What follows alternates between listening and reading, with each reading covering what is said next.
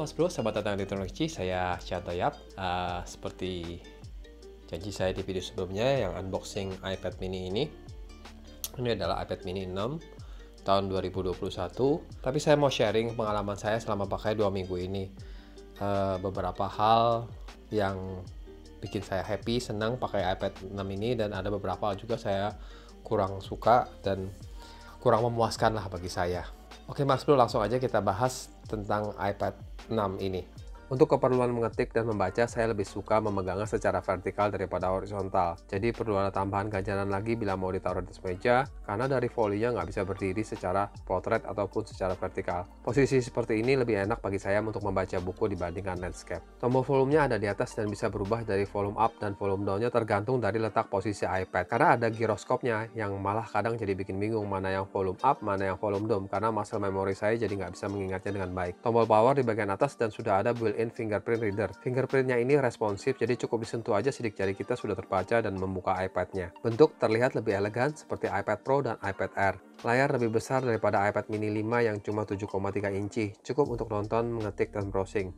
Tapi saat nonton Netflix, layarnya kurang maksimal, jadi tampilannya nggak bisa full screen 100%, karena bagian sisi kiri dan kanan tidak full gambar videonya. Jadi seperti ada yang kepotong saat kita zoom in. Mungkin di update berikutnya akan menghilangkan masalah ini. Keterangan layar 500 nit, cukuplah untuk outdoor bagi saya. Lubang speaker ada 4, di atas 2 dan di bawah 2. Tetapi suaranya tidak terlalu nyaring.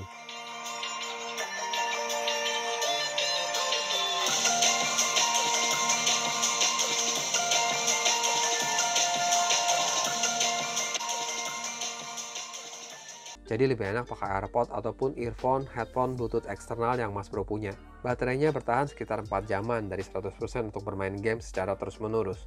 Tapi Mas Bro mungkin juga nggak akan main lama-lama kalau sambil pegang iPad ini, karena kalau setengah jam aja bermain game tuh udah mulai terasa panas sekali waktu kita pegang. Untuk penggunaan normal dan kasual tidak dipergunakan terus-menerus itu bisa bertahan sekitar 8-10 jam baterainya, tergantung dari intensitas pemakaian kita. Kamera depan pakai lensa wide, jadi luas banget. Bahkan tempered glass layar depan pun ikut terlihat di kamera depan. Tapi ini adalah hasil videonya. Kalau menurut pendapat saya sih udah lumayan bagus ya. Untuk kamera belakang cukup baik, bisa di cahaya yang terang maupun di low light. Ini ada beberapa contoh foto dan videonya. Untuk video kamera iPad mini ini belum ada image stabilizer, baik di optik maupun di softwarenya. Jadi terasa banget gerakannya saat jalan sambil merekam video. Tidak ada fitur night mode dan portrait mode di iPad ini. Buat yang suka adu angka, ini ada contoh perbandingan antara iPhone 12 Pro Max saya dengan iPad mini menggunakan aplikasi Geekbench 5. CPU testnya bisa kita lihat perbandingannya di situ. Buat yang suka ini cukup asik buat tiktokan, misalnya mau lihat-lihat TikTok, sosial media, Facebook, ataupun kita mau shopping online.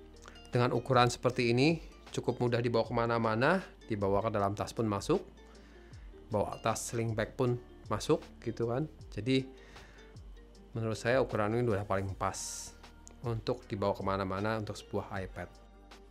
Untuk Smart Folio case-nya iPad mini ini dia murni menggunakan magnet, tidak ada cantelan apapun. Jadi misalnya Mas Bro buru-buru buka iPad mininya dengan menggunakan Smart Folio case ini, semisal amit-amit ya Bro ya.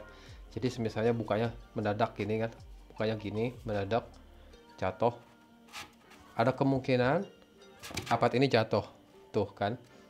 Ini walaupun magnet dia bilang kuat, tetap nggak aman Bro.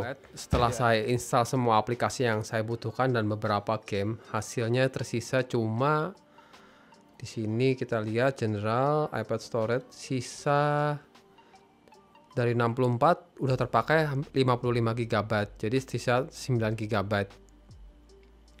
Aplikasi yang saya install game-gamenya itu apa ya di sini. Nah, di sini kita bisa lihat Genshin Impact memakai 14 GB sendiri, Ragnarok X, Asphalt, terus Asphalt 9, Asphalt 8, Call of Duty.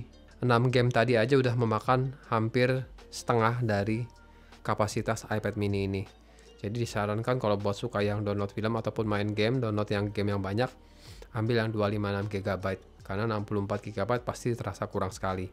Buat Mas Bro yang suka bikin catatan, swipe dari kanan bawah akan menampilkan catatan. Jadi langsung bisa kita bikin catatan, mau pakai pensil ataupun mau pakai tangan ataupun ketik pakai keyboardnya. Kalau buat Mas Bro yang mau pakai iPad mini ini sebagai mini laptop juga bisa, tapi agak sedikit ribet karena di iPad mini 6 ini nggak ada smart keyboard atau magic keyboard ya. Saya lupa namanya, kayaknya magic keyboard ya. Seperti di iPad Pro dan iPad Air itu ada. Di sini nggak ada, jadi dari Apple sendiri nggak menjual. Jadi kita harus bawa external Bluetooth keyboard model seperti ini atau model seperti apapun bebas. Kita bisa hubungkan ke iPad mini ini. Bisa juga terhubung dengan mouse karena sudah menggunakan iPad OS 15 ya. Mouse Bluetooth ke-detect, keyboard Bluetooth ke-detect. Jadi bisa buat kerja di lapangan, cuma agak sedikit ribet. Mungkin bawa keyboard yang lebih kecil dari ini kali ya sama mouse. Tapi nggak mungkin sebesar ini mouse-nya, bawa yang lebih kecil, lebih ringan lagi biar lebih portable. Karena iPad-nya juga kecil kan. Jangan sampai gara-gara iPad-nya tambah ribet bawanya gara-gara mouse dan keyboard.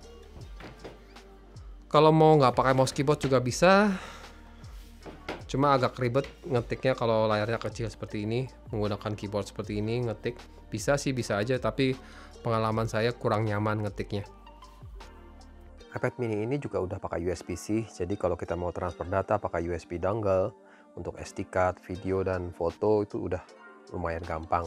iPad mini ini juga ada fitur sidecar yang dimana iPad mini ini bisa jadi secondary monitor buat MacBook kita, MacBook Pro ataupun produk-produk iMac lainnya. Jadi kita bisa pakai untuk editing ataupun kita buat secondary monitor buat browsing ataupun sambil bekerja. Cukup lumayan membantu walaupun ukurannya kecil, tapi menurut saya lumayan membantu lah fitur ini ada di iPad mini ini. Jadi kesimpulannya, saya selama pakai 1-2 minggu ini puas, saya bilang cukup puas.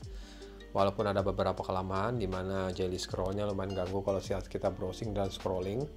Terus yang kedua, bagi saya itu cepat panas. Panasnya lumayan mengganggu untuk pribadi saya, apalagi kalau dipakai buat main game itu panasnya lumayan terasa. Terus yang ketiga, harganya rada-rada nggak masuk di akal bagi saya tuh ya. 9 jutaan, cuma 64 GB WiFi only.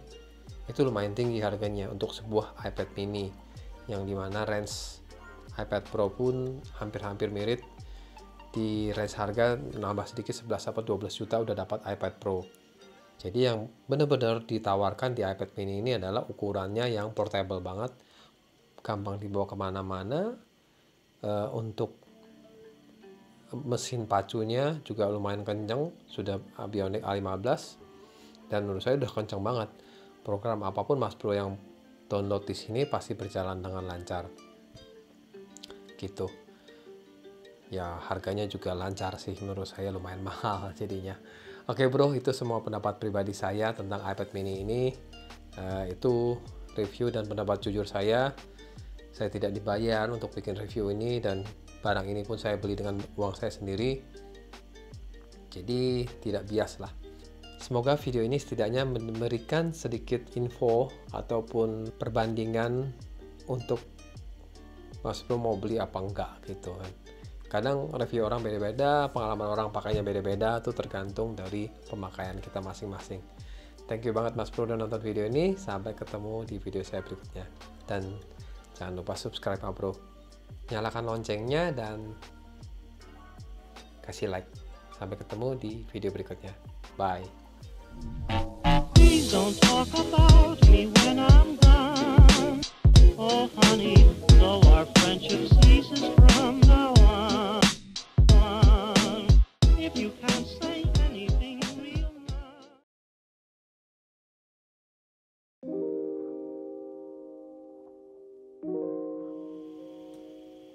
Iya sih, kadang bikin sebuah video tuh perjuangannya banyak yang harus dikerjakan, dari editing script, nyari data, syuting videonya, bikin b-roll, terus talking head like this, maksudnya talking head ngomong di depan kamera kelihatan seperti ini, belum nanti editingnya digabung-gabungin, ngepasin dengan musik, bla bla bla. Itu banyak yang harus dikerjakan sendiri. Kalau YouTuber udah gede sih pasti ada yang editing sendiri, ada yang bikin b-roll sendiri, ada yang bikin scripting, tapi single fighter seperti saya dan youtuber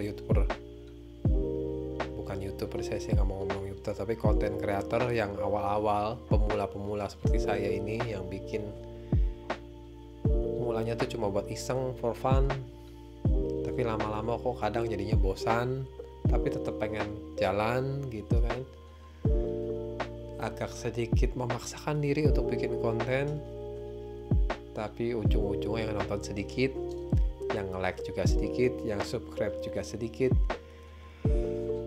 Kadang tuh rasanya gitu kan, rasanya kesel banget gitu.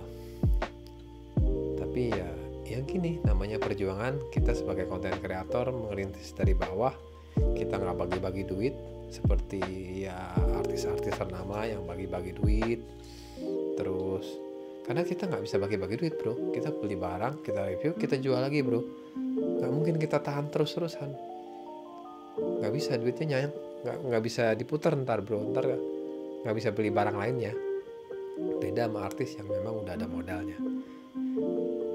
Nggak tahu gue curhat kayak gini, tapi ya gue pengen bikin konten seperti ini, mau ngobrol aja, cerita ke kamu. Nggak penting memang, curhat kayak gini nggak penting, tapi ya biar lega aja. Jadi buat kamu mas bro yang lagi berjuang untuk jadi konten kreator, jangan patah semangat. Ya pasti ada saat-saatnya di mana tuh malas banget bikin konten, belum lagi editingnya, belum lagi shoot tag B-roll, tag A-roll dan macam-macam lah. Malah sekarang menurut saya tuh lebih gampang TikTokan daripada bikin video YouTube seperti ini. Banyak yang harus dikerjakan. Apa kita jadi TikTokan aja ya? Karena TikTok lagi naik daun. Sudahlah. Oke, bro, thank you nonton video nggak jelas ini. Sorry, ganggu dan buang waktumu ya. Sampai ketemu di video berikutnya. Bye.